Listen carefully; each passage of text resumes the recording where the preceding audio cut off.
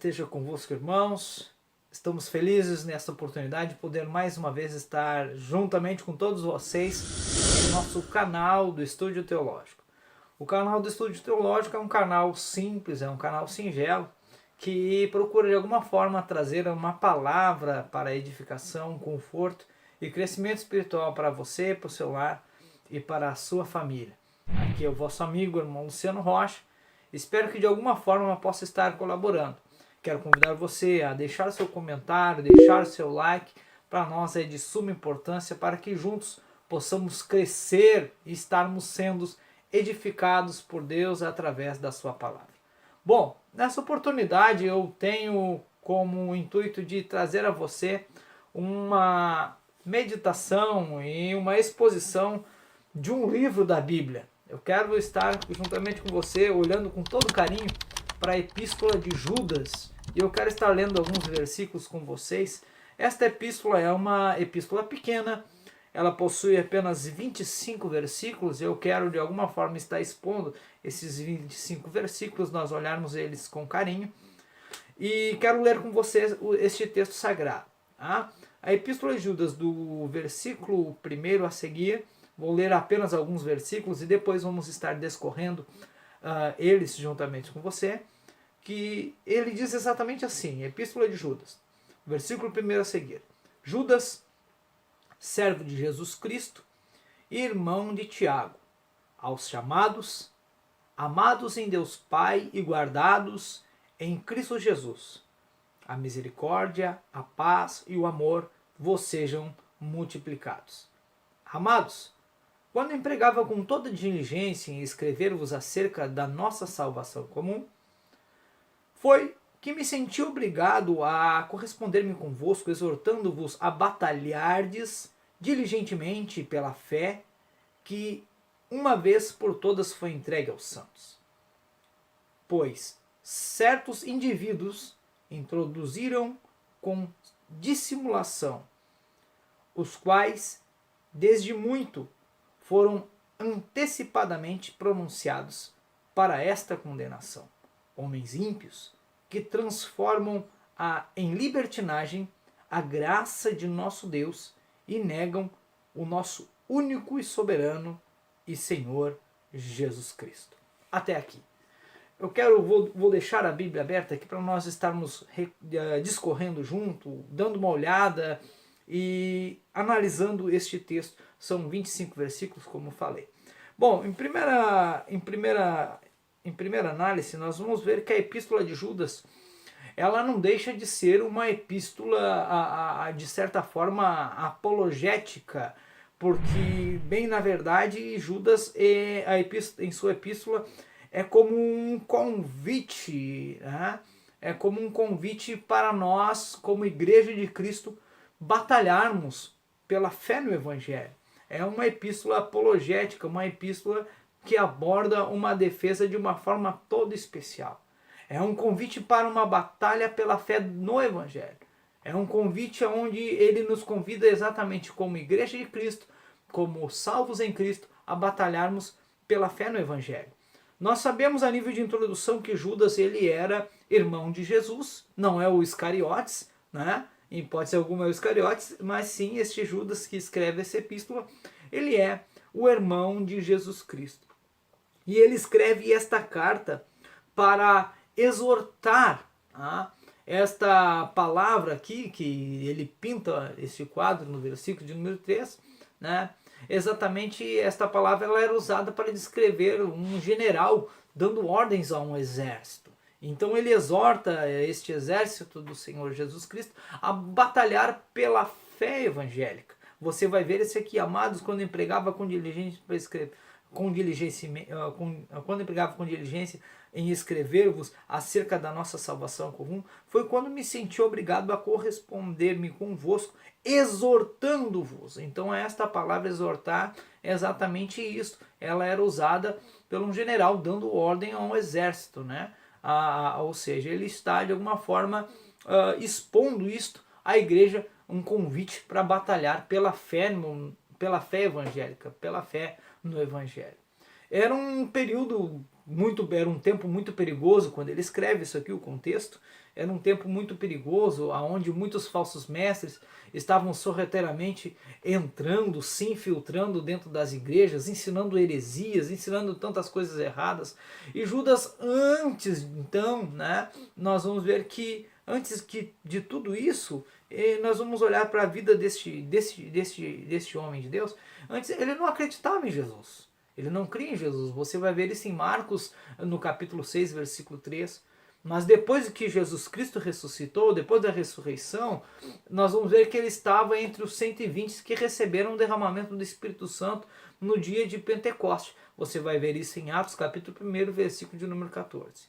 Mas olhando para, depois dessa breve introdução, nós vamos olhar por bloco de versículos. Se você olhar do versículo 1 até o versículo de número 7, ele vai estar trabalhando acerca de um chamado a uma batalha espiritual. É o que Judas vai estar fazendo. Do versículo de número 1, na parte A do versículo, nós vamos ver já de cara o arauto de Deus. Ele vai estar escrito aqui: Judas, servo de Jesus Cristo e irmão de Tiago. Então, acerca disso, nós sabemos que o autor desta epístola, né, como nós já destacamos, era Judas, filho de Maria, de José, cujos irmãos são mencionados nos evangelhos, Marcos capítulo 6, versículo 3. E é por esse motivo que nem Judas nem Tiago se apresentam como apóstolos, pois eles não faziam parte dos 12, do grupo dos 12. Judas humildemente prefere apresentar-se como servo de Jesus e não como irmão. Cita apenas o fato de ser irmão de Tiago, porque ele ganhara, porque Tiago nessa época, por que ele fala que ele era irmão de Tiago? Porque Tiago nessa época ele ocupava ele ganhara um proeminente cargo na igreja, ele tinha uma proeminente posição na igreja apostólica, porque ele se tornara naquele período líder da igreja de Jerusalém. Interessante quando ele fala aqui que ele é servo, a palavra servo aqui no grego original, doulos, né? Ela significa exatamente isso, ela significa escravo. Naquele tempo nós temos que ter em mente que no Império Romano ele possuía aproximadamente 60 milhões de escravos. Um escravo ele era uma propriedade do seu senhor. Um escravo vive para agradar o seu senhor. Um escravo vive para fazer a vontade do seu senhor. E Judas se apresenta como servo de Jesus Cristo. Primeiro porque ele foi comprado, remido, e depois porque voluntariamente quis servir o Senhor e Salvador Jesus Cristo. Então, e segundo aspecto, nós vamos continuar observando, da parte B do versículo de número 1 até o versículo de número 2, ele vai falar o quê? Aos chamados, amados em Deus Pai, guardados em Jesus Cristo, misericórdia, a paz e o amor vos sejam multiplicados. É o que ele vai estar falando aqui. Então ele vai estar pintando um outro quadro agora. Ele vai estar falando sobre o exército de Deus. Os destinatários de Judas aqui não são identificados pela sua posição geográfica, pelo local em que eles se encontravam, mas sim pela sua posição espiritual. Então os crentes, eles são chamados, são amados e são guardados por Deus. Os crentes são chamados, amados e guardados por Deus. E este grupo aqui, este grupo de 3 palavras, acentua o fato da salvação, né? Que a salvação ela ser uma obra exclusiva de Deus. É um resultado da sua soberania, do seu amor, do seu poder. É isso que aponta para nós. Os crentes, outra coisa que ele mostra aqui para nós, que os crentes são. O que os crentes são? Judas usa 3 expressões aqui para descrever os crentes. Ele diz que os crentes são chamados, porque foi Deus quem nos escolheu primeiro. Ele nos predestinou, ele nos chamou. Segundo, ele vai falar que os crentes são os amados, que Deus nos amou com amor eterno e ele nos amou primeiro. Em terceiro lugar, ele vai falar que os crentes são os guardados. Então, enquanto Deus preserva os anjos caídos, você vê isso no versículo de número 6, os falsos mestres, você vê isso no versículo de número 13, ele preserva eles para a condenação. Então, ele preserva os crentes para a glória. É o que ele apresenta aqui para nós no versículo de número 1. Então, E depois, agora ele continua, isso só a nível da introdução dessa epístola. O que os crentes têm? Judas ele usa aqui três expressões para descrever as bênçãos que os crentes possuem e essas bênçãos podem ser multiplicadas. Que bênçãos são essas? A nível de introdução ele trabalha essas três bênçãos. Primeira bênção, a misericórdia. Misericórdia, né? Deus em sua misericórdia não nos dá aquilo que nós merecemos. Visto por quê? Porque ele lançou sobre o seu filho o castigo que nós merecíamos. Né?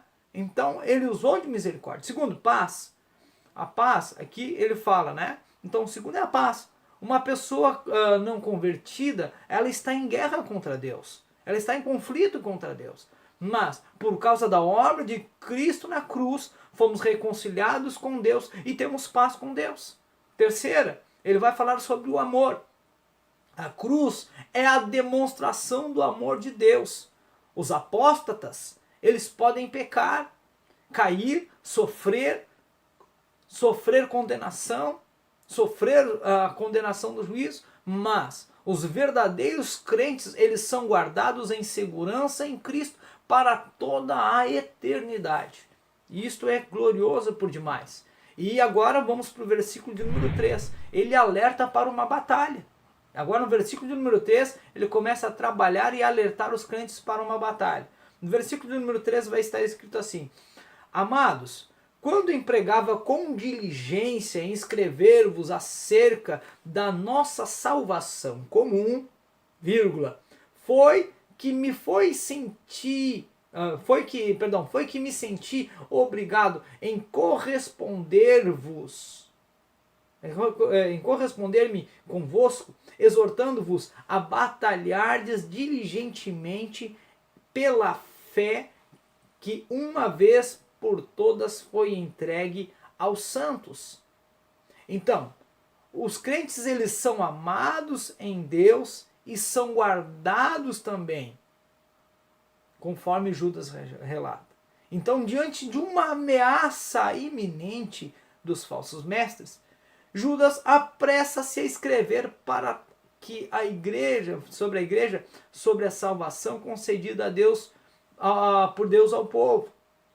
Judas ele ia tratar acerca desta salvação.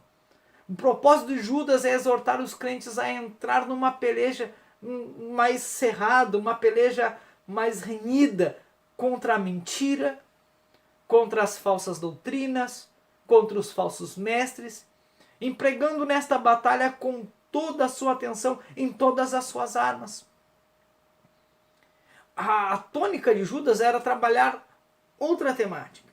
Então agora ele chama a atenção. O termo aqui, o grego, batalhar, faz parte de um vocabulário esportivo que dá origem à palavra agonizar. Então é um retrato de um atleta dedicado, competindo nos jogos gregos, a ponto de deixa eu largar bem para fazer uma ilustração, a ponto de esticar nervos, tendões, a fim de dar o melhor de si para vencer. Ele esmera o máximo o seu físico. É isso que Judas começa a trabalhar aqui. O alvo dessa batalha é a fé que é entregue aos santos. É por isso que ele está batalhando. Porque essa fé é o conteúdo final da verdade. Essa fé foi entregue de uma vez por todas, de forma final, e não há outra revelação a ser recebida, em hipótese alguma. Judas não deixa espaço para inovações, tal como os homens ímpios, ele vai trabalhar isso no versículo de número 4, tentavam estar se introduzindo. A revelação de Deus, ela é final, possui validade perpétua. A revelação de Deus jamais vai precisar ser repetida, nunca mais precisa ser repetida. Está aqui a revelação de Deus. E o apóstolo Paulo ele deixou a mesma verdade clara em suas epístolas. Os princípios da verdade e da vida cristã não eram uma moda passageira. Vivemos em um mundo que algumas questões são costumes temporais, esporádicos, mudam, mas os princípios eternos de Deus, eles são permanentes, são irrevogáveis. E nesta passagem, Judas ele fala sobre a doutrina cristã, ou seja, por uma fé objetiva. E agora, no versículo de número 4, ele vai pintar o quadro sobre este inimigo, ele vai falar sobre o inimigo. Né? Pois ele vai dizer aqui, pois certos indivíduos se introduziram com dissimulação, os quais desde muito foram antecipadamente pronunciados para esta condenação. Homens ímpios que transformam em libertinagem a graça de nosso Deus e negam o nosso único e soberano Senhor Jesus Cristo. Então ele fala acerca disso aqui. Judas ele escreve e dá um alerta à igreja sobre a batalha desta fé, visto que a igreja estava minada de falsos mestres. Judas agora identifica quem é o inimigo, os apóstatas nesta batalha e traça suas características. Ele diz aqui no versículo 4, na parte A, que eles são dissimulados. Os falsos mestres entram na igreja porque os crentes acabam dormindo. Eles vêm de fora e às vezes também vêm de dentro da igreja. Você vai ver isso em Atos dos Apóstolos, capítulo 20, versículo 29 até o versículo de número 30. Eles são ímpios, ele vai falar isso no versículo 4, na parte B. Eles dizem pertencer à igreja de Deus, né? Eles dizem que pertencem a Deus, mas eles são ímpios na sua forma de pensar, na sua forma de agir. Eles são inimigos da graça de Deus. Eles entram na igreja para mudar a doutrina, eles querem encontrar base doutrinária para justificar a sua conduta de libertinagem, sua conduta errônea, prometem liberdade quando eles mesmos são escravos. Eles negam a supremacia de Jesus Cristo. Ele vai falar isso na parte D do versículo de número 4. Eles podiam até afirmar que Jesus era um grande mestre, mas não são verdadeiro, mas não são o verdadeiro e soberano Deus de nosso Senhor e Salvador Jesus Cristo. Olha o que ele diz na parte D do versículo. Transformam em libertinagem a graça de nosso Deus e negam o nosso único e soberano Senhor Jesus Cristo. Então, eles podiam até afirmar, Jesus era um grande mestre, Jesus é mestre, mas não é o verdadeiro e soberano Deus, ele não é verdadeiro, soberano Deus e Senhor da nossa vida, não. Então eles desvirtuaram isso, eles são destinados para a condenação. O texto não está dizendo que eles foram destinados para ser apóstatas. Eles são destinados, não, foram destinados para a condenação. Como se Deus fosse responsável pelos seus pecados, porque se tornarem apóstatas, Deus os destinou à condenação. Como a igreja vai enfrentar os falsos mestres hoje? A batalha pela fé, nós temos que entender que a batalha pela fé, ou seja, a verdadeira doutrina, a palavra batalhar, no versículo 3, conforme já falei para vocês, ela significa agonizar. Então o púlpito hoje ele deve proclamar a verdade e denunciar o erro. Então, agora no versículo 5 até o versículo de número 7, ele vai falar a vitória na batalha, sobre a vitória na batalha. Então aqui, Judas dá 3 exemplos do juízo de Deus. Ele vai falar aqui para nós do versículo 5 ao versículo 7. Ele vai estar mostrando para nós. Dá 3 exemplos do juízo de Deus, daqueles que resistiram sua autoridade e se apartaram da verdade. Judas está dizendo que Deus julga os apóstatas e os falsos mestres. Primeiro exemplo que ele dá aqui, né, ele fala de Israel, ele vai falar no versículo 6 dos anjos caídos, e ele vai falar no versículo a seguir, né, de Sodoma, do versículo 7, de Sodoma e Gomorra. Então ele trabalha esta questão. E agora do versículo 8 até o versículo de número 16, ele vai estar abordando, né, como ele trabalha desmascarando o inimigo, que seriam os apóstatas. Isso ele vai trabalhar do versículo 8 até o versículo de número 16. Tudo que Judas escreveu sobre os apóstatas neste parágrafo pode ser sintetizado em 3 sentenças. Eu quero olhar juntamente com vocês isso aí. Primeiro, eles rejeitam a autoridade divina. Você vai ver isso do versículo 8 até o versículo de número 11. Toda autoridade nós temos que entender que ela vem de Deus. Aqueles que exercem autoridade devem estar debaixo de autoridade. Os apóstatas se colocam acima das escrituras e acima dos apóstolos. Você vai ver isso no versículo de número 8. E a causa da rebelião é que eles são sonhadores alucinados. Eles vivem num mundo irreal, ilusório. Eles creem na mentira de Satanás. Eles se tornam como animais que vivem guiados pelo instinto. Eles se entregam à luxúria e desandam a boca para desmontar a rebelião contra Deus. Você vai ver isso, tudo isso no versículo de número 8. Ora, estes da mesma sorte, quais sonhadores alucinados, não só contaminam a carne, como também rejeitam o governo e difamam autoridades superiores. Então Judas trabalha isso. E a consequência da rebelião é que eles se corrompem ou se destroem. E o caminho da rebelião é o caminho da ruína. Você vai ver isso no versículo 10 e no versículo de número 11. Porque a condenação dos rebeldes é vista exatamente aqui no versículo de número 11. Caim rebelou-se contra a autoridade de Deus na questão da salvação. Balaão na questão da separação de Coré, na questão do serviço. Caim se rebelou contra o caminho de Deus para a salvação. Você vai ver isso. Então, Balaão, o erro de Balaão, a revolta de Coré.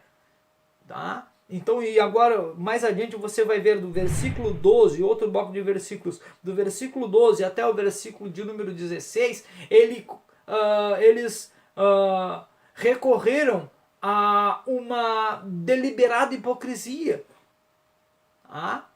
Então, as rochas submersas nas festas de fraternidade, eles se infiltraram no meio da igreja para provocar um acidente de náufragos espirituais. Você vai ver esta verdade aqui contida. Você vai ver o texto aqui que ele aborda a partir do versículo de número 12. Estes homens são como rochas submersas em vossas festas de fraternidade, banqueteando-se juntos sem qualquer recato, pastores que a si mesmos se apacentam, nuvens sem águas, impelidas por ventos, árvores em plena estação dos frutos, destes desprovidas, duplamente mortas, desarraigadas. Então, como ele pinta um quadro aqui, primeiro, como rochas submersas nas festas de fraternidade. Eles se infiltravam no meio da igreja para provocar acidentes, náufragos espirituais. É interessante porque ele fala acerca dessas rochas submersas. Você vai ver que quando as ondas estão meio fortes na beira da praia, principalmente quando chegam algumas épocas de festividade por aí, elas começam a lançar tudo que não presta para fora. As ondas começam a impulsionar sujeira, lixo, plástico. Assim eram esses falsos mestres. Mais cedo ou mais tarde tudo começa a aparecer, tudo que não presta, tudo que não provém de Deus. Pastores que apacentam a si mesmos, eles usam e abusam do povo e vêm cair, em vez de zelar, de cuidar pelo povo de Deus. Nuvens sem águas, prometem chuva, mas desapontam em trazer a água. Né?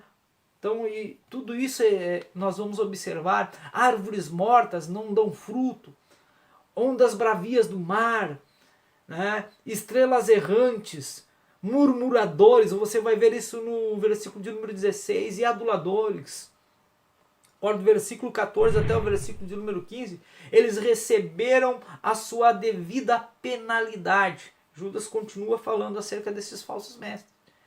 Tá, e aí? Vai sair liso? Vai sair ileso? Vai sair tranquilo? Vai sair de boa? Não. Eles receberam a sua devida paga, a sua devida penalidade.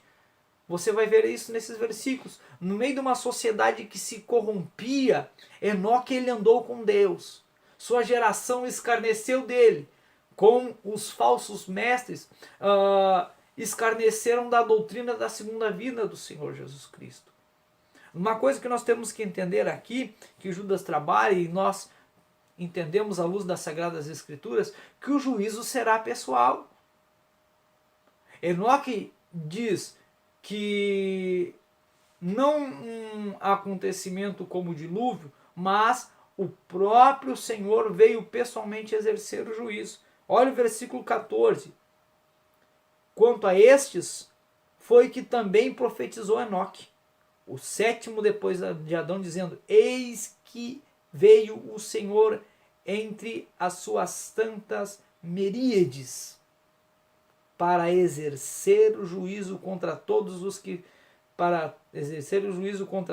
e para fazer convictos todos os ímpios acerca de todas as suas obras ímpias que impiamente praticaram, acerca de todas as palavras insolentes que os ímpios pecadores proferiram contra ele. Então o juízo ele será pessoal. Outro sim, o juízo será universal.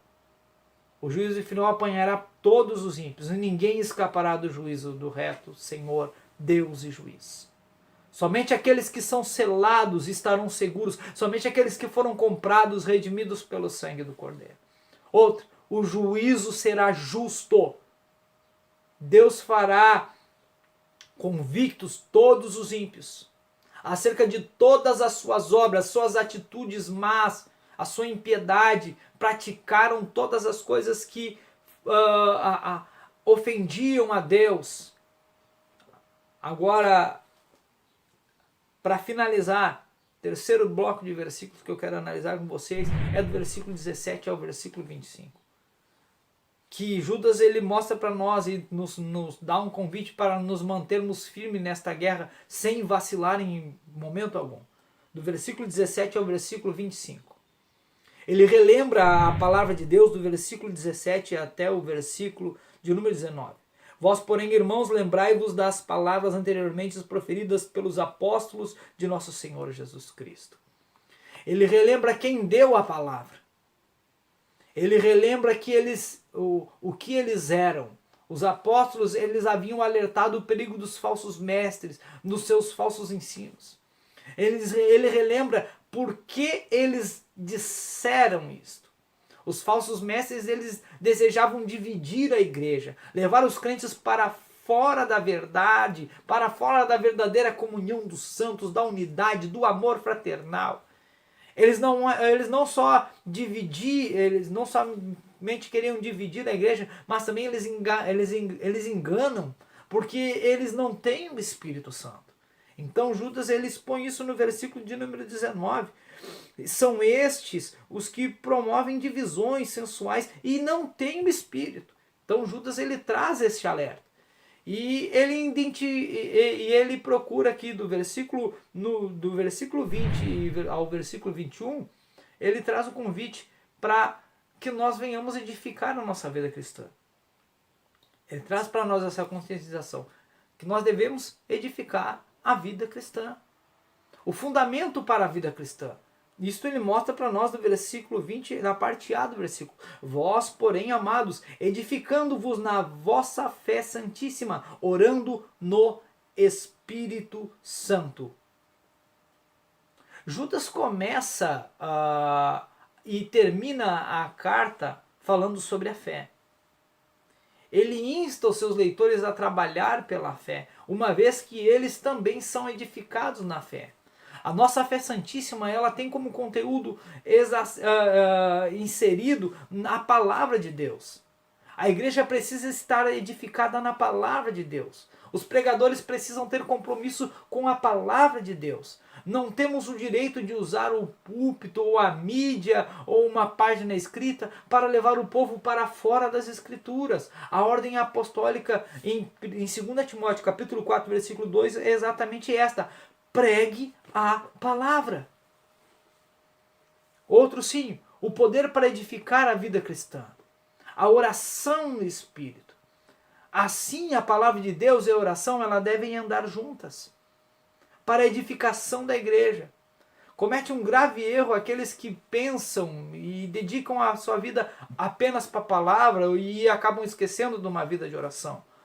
E de igual forma, aqueles que de acordo estão, tentando dedicar-se apenas para a oração e não se dedicar-se à palavra. Não podemos separar aquilo que Deus já uniu. Somente quando nós unimos palavra e oração, nós triunfaremos sobre os falsos mestres e viveremos uma vida plena na presença de Deus. Uma vida de piedade, uma vida santa. E do versículo 22 ao 23, ele fala sobre um convite a nós nos comprometermos com a evangelização. Compadecei-vos de alguns que estão na dúvida. Salvai-os, arrebatai-os do fogo. Quanto a outros, sede também compassivos em temor, detestando até a roupa contaminada pela carne.